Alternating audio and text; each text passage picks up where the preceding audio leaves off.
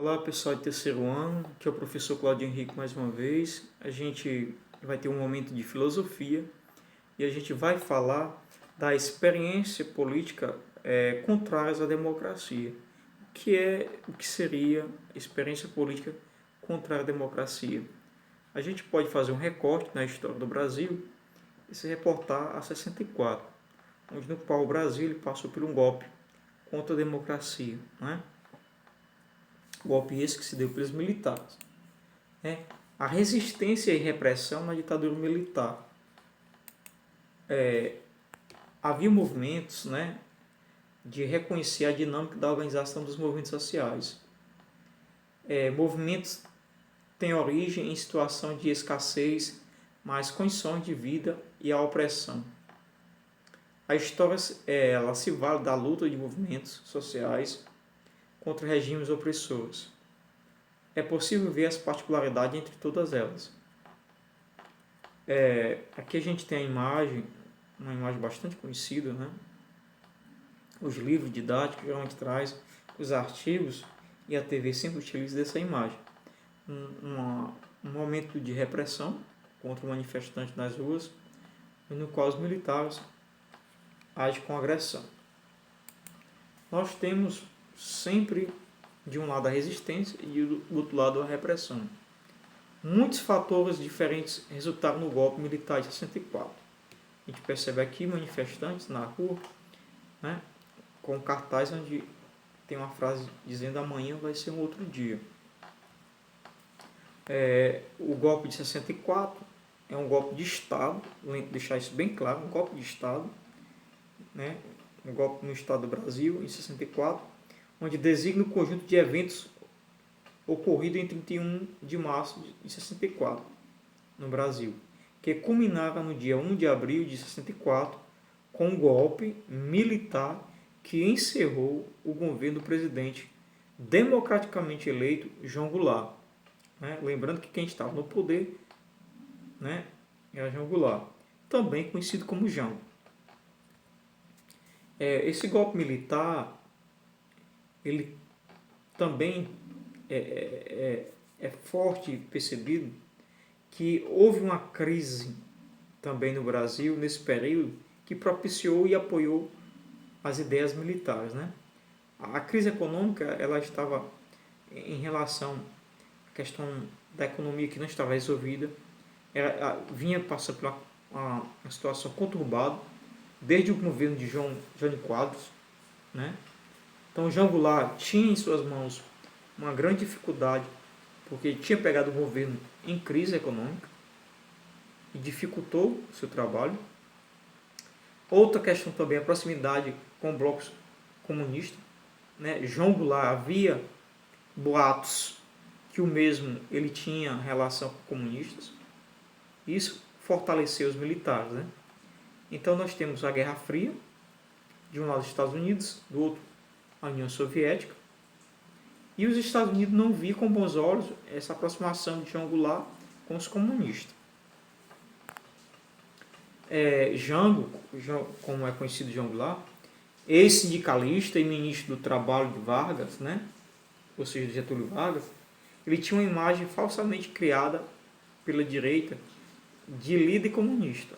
Então a direita tinha já feito comentários dizendo que o mesmo era comunista. Havia articulações, e o deputado Carlos Lacerda e o Exército, ambos eles faziam articulações contra o governo, e os Estados Unidos financiavam e treinavam as tropas brasileiras. Acabaram eclodindo em um movimento que conhecemos como ditadura militar. Então veja que tudo isso, a falsa ideia de que João Goulart estava ligado aos comunistas, a fragilidade econômica brasileira, tudo isso deu força para que os militares lutassem para chegar ao poder. Na década de 50, voltando um pouco, a gente tem no Brasil um período de expansão do corpo estudantil. Por que a gente está falando de estudante? Porque dentro da ditadura militar, os estudantes vai ter um papel muito significativo. E eu quero dizer que os estudantes eles tinham conquistado, na década de 50, força política. Esses estudantes, provenientes da classe média, né, várias ideologias contra o regime dentro das universidades. O movimento estudantil é um movimento da área da educação no Brasil, no qual os sujeitos são os próprios estudantes. Estudante é diferente do aluno, né? Aluno é aquele que tem acesso ao ensino e o estudante é aquele que interage, né, com a instituição educativa, ou seja, é protagonista, né, de forma mais intensa, grupo de estudo, grupos culturais, pesquisa, programa de extensão, PET, atlética, né? As reformas da universidade, reunindo milhares de estudantes para melhorar a educação brasileira. Nós temos aqui um encontro, né, de vários estudantes para melhorar a educação no Brasil. UNE, né, em 1940, a UNE defende o fim da ditadura, né?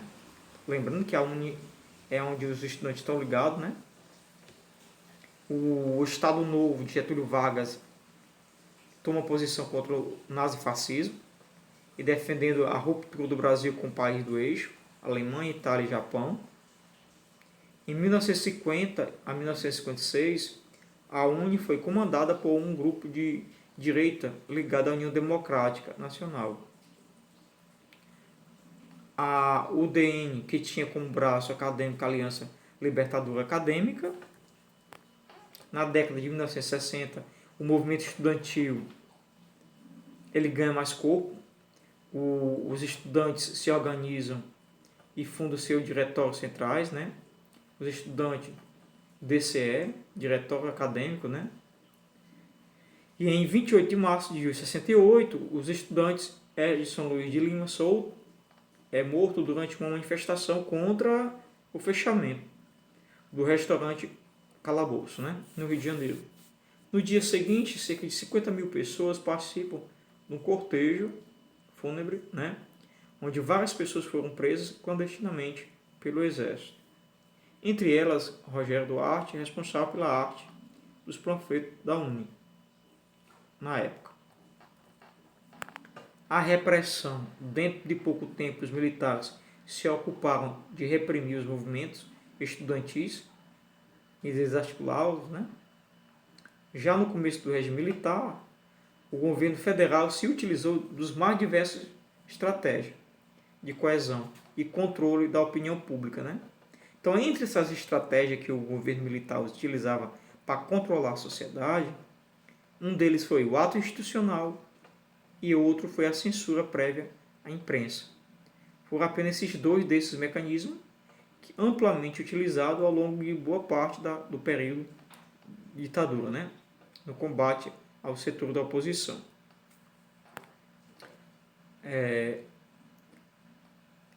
Só lembrando que esses atos institucionais eles davam um grande apoio ao presidente, né?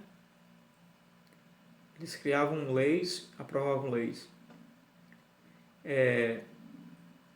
Quem afirma é o presidente da IPE, José Souza, que compara o momento atual com o que foi enfrentado antes do golpe militar de 64.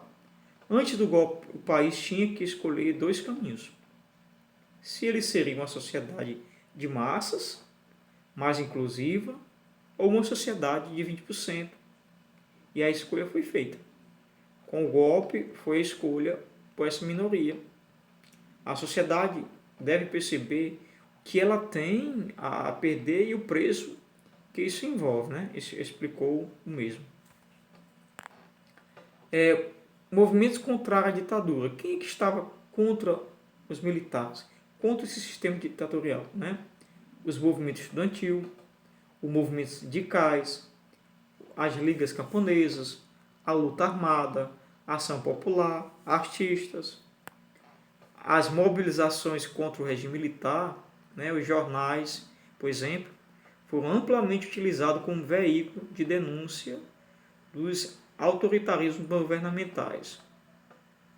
No teatro, muitas apresentações continham um forte teor revolucionário, né? Nos palcos da opinião, a oficina e a arena, espetáculos eram montados em represália ao conservadorismo social e aos limites políticos da época. Nós temos imagem aqui do jornal Folha de São Paulo, o governo baixa ato, né? Os atos institucionais, grupo de mulheres dizendo contra a censura pela cultura. A música de protesto, né, surgiu em 60 e 70, vivenciaram o esplendor da produção musical no Brasil. Compositores e cantores como Tom Jobim, Vinícius de Moraes, Chico Buarque, Caetano Veloso e Gilberto Gil elevaram o cenário da música nacional a níveis de criatividades raramente experimentados. Boa parte dessa produção, né, foi motivada pela combativa resistência à repressão militar que então cerceavam através dos meios mais perversos as liberdades artísticas. Nós temos imagem aqui de Gilberto Gil, Caetano, uma grande parceira, né? O tropicalismo, né, que estava o movimento no qual os músicos estavam muito ligados. O tropicalismo foi certamente um dos movimentos mais representativos desse período, engajados no duplo propósito de se posicionar criticamente à ditadura e de pensar a formação de uma identidade nacional. Os tropicalistas se sobressaíram ao defender a importância do intercâmbio com as demais culturas do mundo. Os AIs, né, os atos institucionais. Quando a gente fala AI, é o ato institucional, que dava amplos poderes a quem estava no governo, né? Os atos institucionais eles foram normas e decretos elaborados no período de 1964 a 1969, durante o regime militar no Brasil. Então, esses decretos davam muito poder ao governo, né? Foram 17 ao todo, né? 17 atos institucionais, sendo 104 atos complementares, né? Além dos 17, havia 104 complementares. Um desses atos foi o AI-5, né? Um dos cruéis, fechando o Congresso. O presidente da ditadura militar foram eles, vamos citar aqui, Castelo Branco I, que foi de 15 de 4 de 64, no início, né? A 15 de 3 de 67, um militar, um cearense, né? Castelo Branco. Arthur da Costa e Silva, ele foi do 15 de 3 de 67 a 1 de 8 de 69. O Emílio Geisel, né? Médici, de 69 a 74. Ernesto Geisel foi de 74 a 79. João Batista Figueiredo, de 79 a 85, onde finaliza esse período chamado ditadura militar.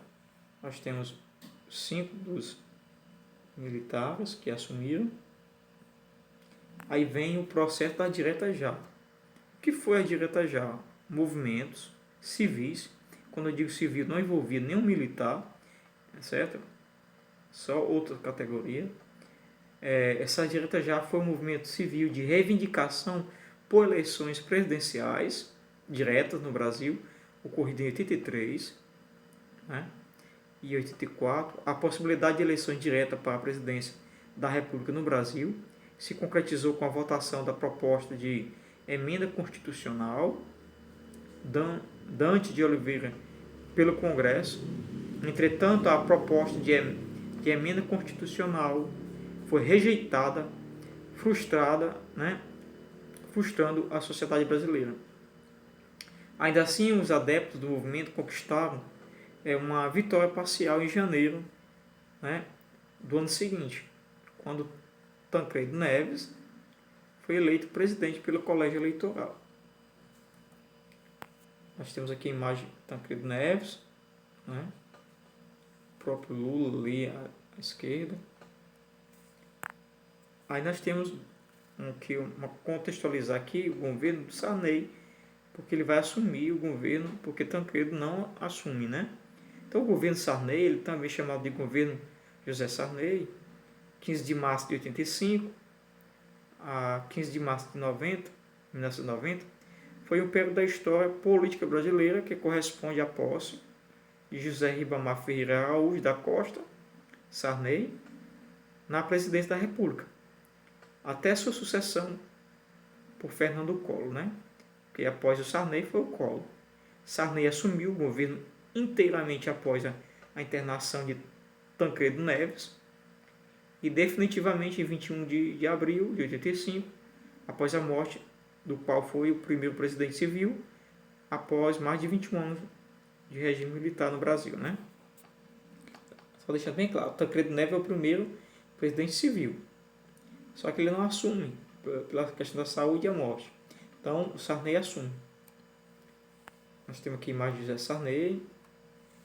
Aí vem pós-Sarney, vem Collor, né? O Collor, também denominado como a Era Collor, ou República das Alagoas, né? Ligado à sua terra natal. Foi um período da história política brasileira iniciada com a posse do presidente Fernando Collor de Mello, em 15 de março de 90, e encerrado em 2 de outubro de 92, com seu afastamento do governo, após a aprovação do impeachment, em 29 de setembro. Fernando Collor foi o primeiro presidente eleito pelo povo desde 1960. Então o povo votou diretamente em Collor, né? Quando a 60, o Jânio Quadros tinha sido eleito pelo povo.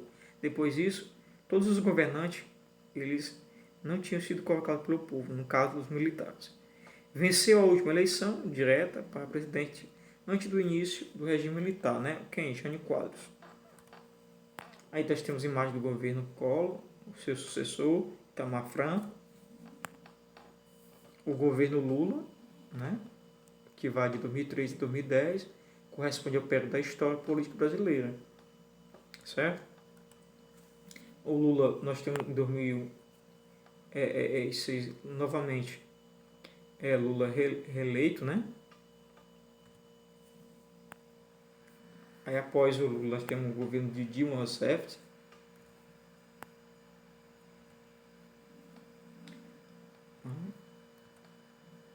Após o Lula, nós temos Dilma Rousseff, que vai até 31 de agosto de 2016, né? Dilma Rousseff, até 31 de agosto de 2016, quando ela é afastada e o Michel Temer assume, em 2016. Aí, em 1 de janeiro de 2019, nós temos o surgimento de Bolsonaro, Jair Bolsonaro, em 1 de janeiro de 2019. Estamos nos dias atuais, ainda com Bolsonaro, em 2021. A gente fica por aqui.